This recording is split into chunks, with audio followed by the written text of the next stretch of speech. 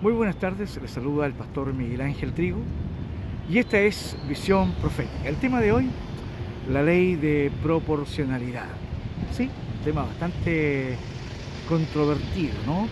Indiscutible e incuestionablemente Jehová, Dios creador, estableció leyes que rigen todo el universo de la creación, tanto física como espiritual.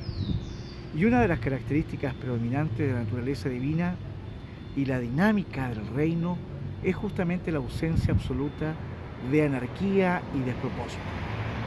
En Dios las cosas tienen orden y si quieren confirmar lo que digo, en este caso si es cierto, solo basta con hacer una lectura hilativa de Génesis capítulo 1, verso 3 al verso 31. Tanto la ciencia como la filosofía y la teología han clasificado una serie de leyes que se complementan entre sí y que ejercen el control y la direccionalidad del mundo físico y espiritual. Fíjese que en la dimensión física encontramos leyes como la ley de Kepler acerca de la órbita y gravitación de los planetas, la ley de la transmutación o de la alquimia, la ley de la relatividad, la ley de la vibración, ley de la polaridad, ley de ritmo, ley de causa y efecto o causalidad y la ley de la gravedad, etc. Por ejemplo, ahora en el plano espiritual encontramos leyes como la ley del perdón, la ley de la unidad, lo que nos falta a nosotros en Chile, ley de productividad, ley de derivación, ley de reciprocidad, ley de prosperidad, ley de fe, ley de sujeción, ley de autoridad, ley de proporcionalidad, etc. Pero veamos un poco con respecto al tema de la jurisprudencia de la ley. Desde el punto de vista humano y celestial, existen dos aspectos determinantes en cuanto a la ley propiamente tal. Primero, el desconocimiento de la ley no exime responsabilidad. Craso error quienes piensen lo contrario. No obstante, reinó la muerte desde Adán hasta Moisés, aún en los que no pecaron a la manera de la transgresión de Adán, según versa en Romanos 5:14. Adán pecó bajo plena conciencia de lo que estaba haciendo y la respectiva consecuencia de sus actos, que evidentemente son notables a través del contexto bíblico. El texto de Romanos 5:14 nos deja ver con toda claridad que los que no pecaron a la manera de Adán también fueron afectados por la muerte. Algo queda claro entonces: nadie podrá alegar inocencia ante el tribunal divino. En segundo término, el cumplimiento de la ley deriva en autoridad, entendiendo que autoridad es el derecho legal de ejercer el poder. De modo que, en palabras sencillas, quien quiera ejercer autoridad, primero tiene que cumplir la ley, así de tácito. No penséis, dice la Escritura, que he venido para abrogar la ley o los profetas. No he venido para abrogar, sino para cumplir. Mateo 5:17, un texto que todos conocen, ¿verdad?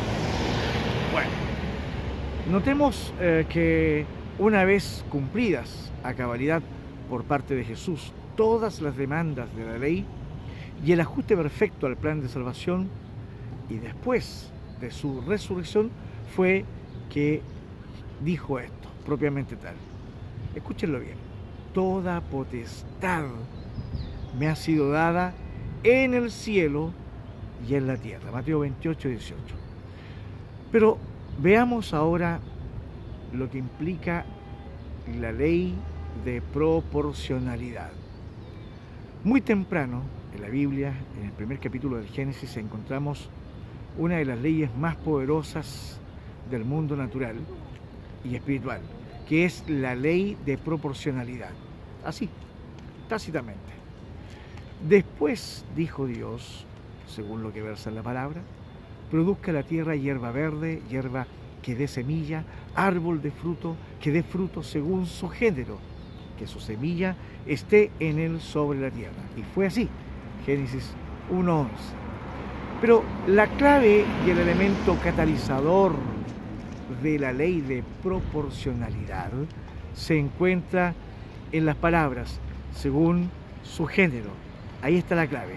De manera que el producto siempre tiene que ser proporcional a su fuente. Si la semilla es de mango, debe producir mango, no naranjas. Bueno, miremos entonces la clasificación de lo que es la ley de la proporcionalidad. Bíblicamente, la proporcionalidad tiene dos formas. Primero, proporcionalidad cualitativa, que habla de la calidad, y dice la Escritura: ahora cantaré por mi amado el cantar de mi amado a su viña. Tenía mi amado una viña en una ladera fértil. La había cercado y despedregado y plantado de uvas escogidas. Había edificado en medio de ella una torre, y hecho también en ella un lagar, y esperaba que diese uvas, y dio uvas silvestres. Y solo lo encontramos en Isaías 5, versos 1 y 2. Nótese que según la ley de proporcionalidad, si sembraron semillas de uvas escogidas, el resultado debía ser proporcional y haber producido uvas de excelente calidad. Pero en lugar de eso, la viña produjo uvas silvestres, uvas de monte, pequeñas, extremadamente amargas, no aptas para el consumo humano. Increíble, ¿verdad? Bueno, Dios el Padre ha sembrado lo escogido del cielo en nosotros, primeramente a su Hijo Jesucristo. Además nos ha dado el Espíritu Santo, su palabra, la gracia, la unción, el poder, en virtud de todo esto que hemos recibido. Deberíamos proporcionalmente producir fruto en perfecta consonancia. Pero ¿cuántos de nosotros, en lugar de producir fruto escogido, selecto, apto, excelente, hemos producido uvas silvestres? ¿Cuántos, en lugar de producir para Dios lo mejor, producimos lo peor de nosotros? Cuando el resultado en nuestra vida es inversamente proporcional a lo que hemos recibido de Dios, entonces no es de extrañar que Dios tome cartas en el asunto y nos pase lo que muchas veces nos pasa. Así de simple. Es indiscutible. Os mostraré, dice la Escritura, pues ahora lo que haré yo a mi viña. Argumente: le quitaré su vallado y será consumida. Derribaré su cerca y será pisada. Haré que quede desierta y no será podada ni cavada. Y crecerán el cardo y los espinos, y aún a las nubes mandaré que no derramen lluvia sobre ella. Este pasaje usted lo puede encontrar en Isaías 5, versos 5 y 6. Segundo, la ley de proporcionalidad también es cuantitativa, es decir, habla de la cantidad. El que siembra escasamente, también segará escasamente, y el que siembra generosamente, también segará con generosidad. 2 Corintios 9:6. Para Dios no solo se trata de la calidad del fruto que podamos producir, sino también de la cantidad de fruto y su respectiva permanencia, independientemente de las circunstancias que nos rodeen y que nos aquejen, ¿cierto? Bueno, en esto es glorificado mi Padre, dice la Escritura, en que llevéis mucho fruto y seáis así mis discípulos. Juan 15:8. Y hay una escritura que me encanta, se las comparto. No me elegisteis vosotros a mí, sino que yo os elegí a vosotros y os he puesto para que vayáis y llevéis fruto, pero una cosa, y que vuestro fruto permanezca. Juan 15:16. Una escritura archiconocida. Ahora, de cualquiera de las dos formas, escúcheme bien, quien niegue la existencia de códigos y encriptaciones en la revelación de la palabra de Dios, realmente no sabe nada de la misma. El Evangelio de Marcos registra un código de proporcionalidad de manera muy singular, muy particular. Y cualquiera, dice la Escritura, que os diere un vaso de agua en mi nombre, Jesucristo, porque sois de Cristo, de cierto os digo que no perderá su recompensa. Véalo en Marcos 9:41. Por otra parte, cualquiera que haga tropezar a uno de estos pequeñitos que cree en mí, mejor le fuera que se atase una piedra, ¿verdad?, de molino al cuello y se le arrojase en el mar. Marcos 9:42.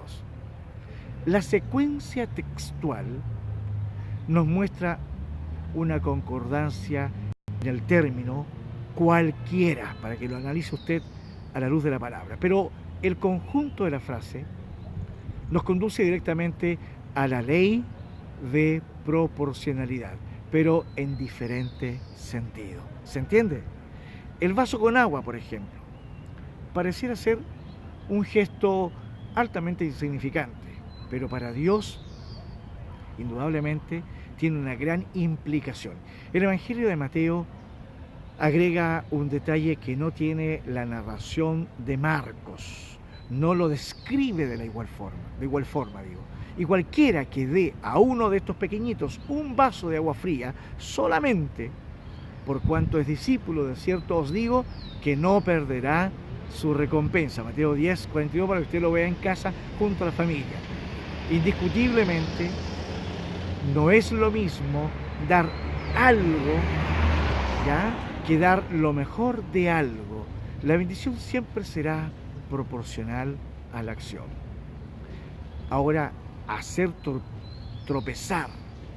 Si Dios no pasa por alto el simple hecho de dar un vaso con agua a uno de sus hijos, imaginemos entonces la furia y el nivel de sentencia que desatará el que haga tropezar a uno de los pequeñitos de Dios.